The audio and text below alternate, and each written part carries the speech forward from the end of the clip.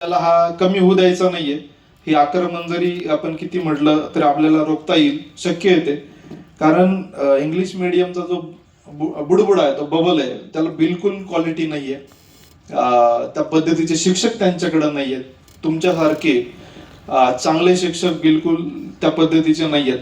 आणि English medium फक्त एक ड्रेस कोड आहे किंवा काही थोडंफार मुलं बोलतात, या सगळ्याला भुलून अनेक गरीब पालक त्या बाह्य दिखाव्याला भुलून ते स्वतः बर्डन सहन करून यांना ऍडमिशन घेत आहेत. आणि इतक्या त्यात गैरप्रकार आहेत की याच ठिकाणी तुम्ही पुस्तकं खरेदी करायचं. मी शिक्षण विभागाला पण सांगितलं होतं, आपण एखाद्या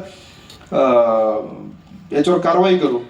कंपल्सरी तुम्ही ते 6-6 हजाराची पुस्तकं विकतायत. आणि अनेक अनऑर्गनाइज असंघटित क्षेत्रातले पालक आहेत, केवळ इंग्लिश मीडियमचा जो काय हे आहे अट्रॅक्शन आहे बरोबर, तर त्याला बघून ते ऍडमिशन घेतात.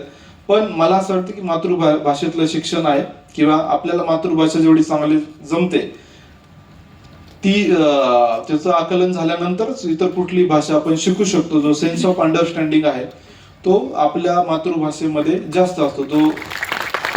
त्यामुळं झेडपी जी शाळा आहे त्याबाबत आपण परत एकदा आपल्याला पुनर्विचार करायची गरज आहे. आणि खूप